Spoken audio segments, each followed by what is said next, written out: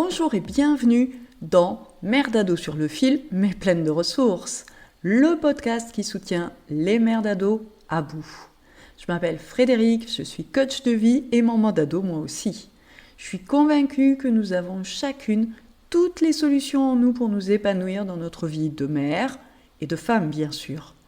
Mais parfois, le nez dans le guidon, on ne les voit pas. C'est pourquoi j'ai créé Libératrice de solutions, pour aider les mamans à trouver leurs solutions aux problèmes qu'elles rencontrent avec leur ado. Ici, on parle sans filtre de ce que c'est vraiment d'élever un adolescent. Les conflits, les silences, la fatigue, mais aussi le courage, l'amour et surtout les petits pas qui changent tout. Ce podcast, c'est ta bulle de soutien, ton espace pour souffler et réfléchir, pour repartir avec des clés concrètes pour retrouver confiance, lien et équilibre. Alors, prête à embarquer avec moi ? Respire un bon coup et c'est parti ! Bonjour à toutes et bienvenue dans ce nouvel épisode de notre série sur la provocation. Aujourd'hui, on va aborder un sujet qui fait mal. Un sujet qui, je le sais, génère énormément de culpabilité et d'incompréhension chez les mamans d'adolescents.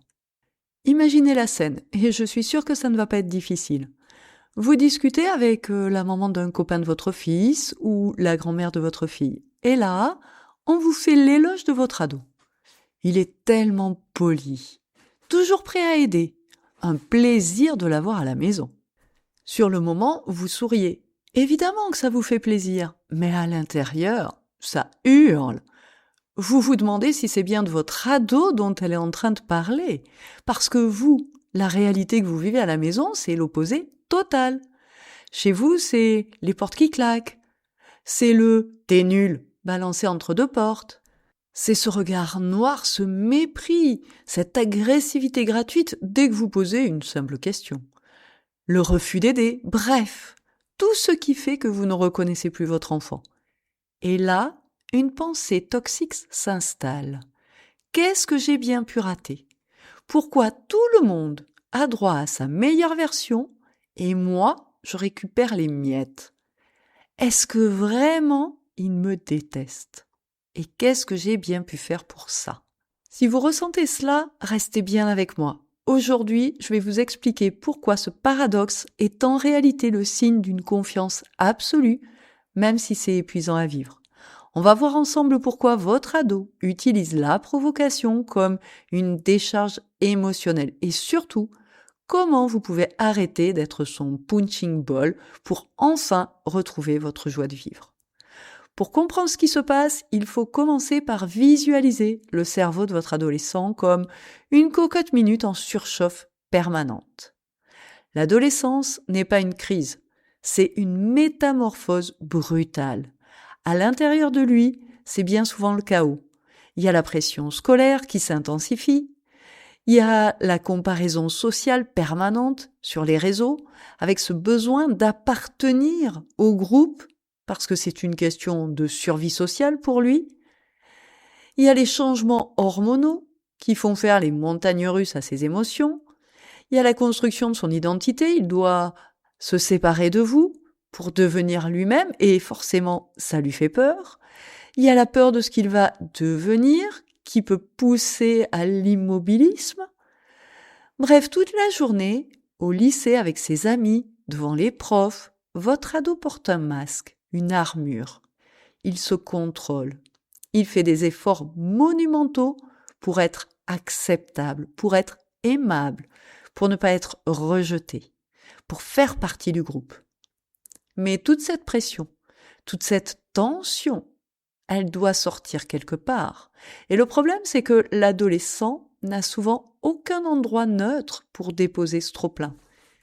Il ne sait pas encore dire « je suis stressé par mon avenir » ou « je me sens nul par rapport à mes copains » ou encore « je n'y arrive pas et j'en souffre ». Alors, il attend de franchir le seuil de la maison. Pourquoi ? Parce que la maison est l'endroit le plus sécurisé au monde pour lui. Et vous êtes la personne en qui il a le plus confiance. Et c'est le paradoxe ultime. Il vous provoque parce qu'il sait que vous l'aimez, inconditionnellement. Il sait que même s'il est odieux, vous serez encore là demain. Alors, il lâche tout. Il décharge sa frustration, sa colère interne et sa confusion sur la personne la plus proche, sur sa cible préférée, et c'est vous. Alors vous me direz, ok, je comprends le mécanisme, mais pourquoi est-ce que ça me détruit autant? Pourquoi est-ce que ça me fait si mal? Et c'est là que nous devons regarder l'iceberg. La phrase de votre ado, le « t'es nul » ou « je te déteste », n'est que la partie émergée de l'iceberg. C'est une décharge. C'est pas ce qu'il pense profondément de vous. Mais si ces mots vous font dégringoler, vous font si mal, c'est à cause de ce que ces mots viennent réveiller en vous. Je le sais parce que je l'ai traversé. Et le problème, c'est que le savoir théorique ne suffit pas. On peut se dire 100 fois par jour, c'est les hormones. Quand on se prend une insulte en pleine face, le cœur saigne. Pourquoi? Parce que si vous êtes émotionnellement fragile, en ce moment ou de façon générale, si vous manquez d'estime de vous, ou si vous avez tout misé sur votre rôle de maman pour vous sentir réussi, alors chaque provocation devient une remise en question de votre valeur en tant que femme, une remise en cause de votre réussite. Si vos propres blessures d'enfance, ce besoin d'être aimé, cette peur du rejet, de l'abandon, du conflit, ne sont pas soignés, votre ado va taper sans le savoir, précisément là où ça fait mal. Il appuie sur le bouton rouge et vous explosez à votre tour. Ou vous vous effondrez en silence dans votre cuisine ou seul dans votre lit. Le drame, c'est que quand vous dégringolez, tout le monde est perdant. Vous perdez votre joie et lui, il perd son encre. Car au fond, ce qu'il cherche en vous provoquant, c'est de vérifier que vous êtes encore assez solide pour contenir son chaos. Vérifier que vous l'aimez envers et contre tout. Donc quand vous lâchez tout en disant « après tout ça m'est égal, je m'en fous, fais comme tu veux », vous lui laissez un vide immense qui risque de conduire à une adolescence qui s'éternise. Au lieu de l'aider par une présence solide, stable, le vide qu'il rencontre en face ne l'aide pas à se construire et il continue sa crise d'ado bien plus longtemps. Mais alors, c'est quoi la solution, vous allez me demander? La solution, c'est de muscler votre estime de vous-même. C'est soigner vos blessures et vous épanouir en dehors de lui. La vérité est sans doute qu'elle fait mal, mais elle peut aussi vous ouvrir des portes, c'est que vous ne pouvez pas changer votre adolescent. Vous ne pouvez pas empêcher la tempête de souffler dans sa tête. C'est son processus de croissance et vous n'y pouvez rien. Par contre, vous avez un pouvoir immense sur deux choses. Vous et vos réactions. La seule solution pour que ces conflits cessent de gâcher vos soirées, ce n'est pas d'attendre qu'ils deviennent polis par miracle, même avec vous. C'est de travailler sur vous. Devenir tellement solide, tellement ancré, que ces mots glissent sur vous comme l'eau sur les plumes d'un canard. Et même si cela vous semble aujourd'hui absolument impossible, je peux vous dire que vous pouvez y arriver. Et que ça va vous soulager et changer votre vie d'une manière que vous n'imaginez même pas. Imaginez une seconde. Il vous lance une pique et au lieu de sentir cette boule au ventre, cette envie de hurler ou de pleurer, au lieu de partir dans une rumination de 3 heures, vous souriez. Vous restez calme. Vous savez qu'il n'en pense pas un mot. Et surtout, vous ressentez de l'amour envers lui, de la compassion envers ce qu'il traverse. Vous voyez la décharge émotionnelle pour ce qu'elle est. Vous vous dites, tiens, sa cocotte minute est pleine ce soir. Mais vous restez calme, stable, rayonnante. Et qu'est-ce qui se passe du coup à ce moment-là? L'hameçon tombe à l'eau. Il n'y a plus de prise. Et comme il n'y a pas de combat en face, la pression peut redescendre. Peut-être lentement, mais redescendre. C'est ça, reprendre sa vie en main. Ce n'est pas laisser l'humeur d'un enfant de 15 ans décider si vous allez passer une bonne ou une mauvaise journée. C'est pas lui faire la morale pendant 2 heures pour qu'il vous parle correctement alors que il les connaît, les règles. Il sait très bien parler correctement. Simplement là, tout de suite, il n'en est pas capable.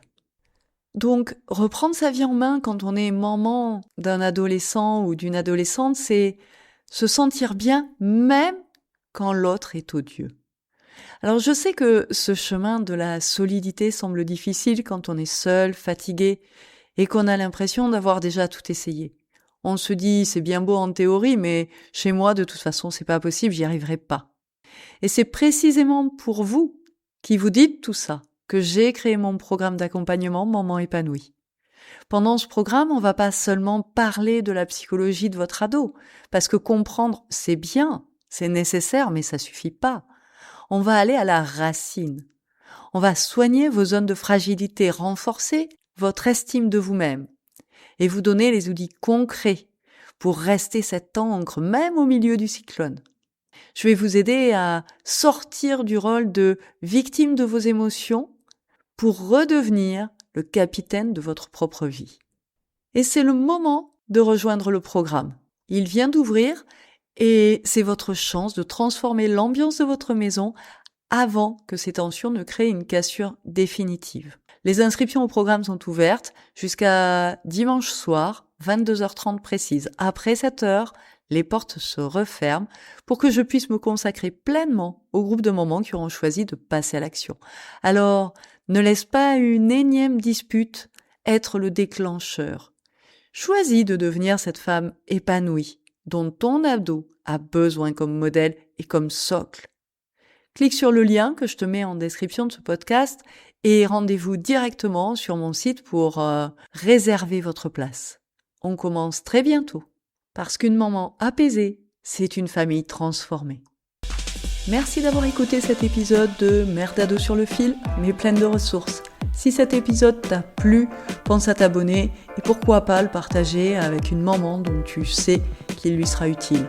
Tu veux aller plus loin? Abonne-toi à ma newsletter pour recevoir conseils et soutien directement dans ta boîte mail. Et surtout, n'oublie pas, chaque jour, tu fais de ton mieux et ça, c'est déjà énorme. À très vite pour un nouvel épisode.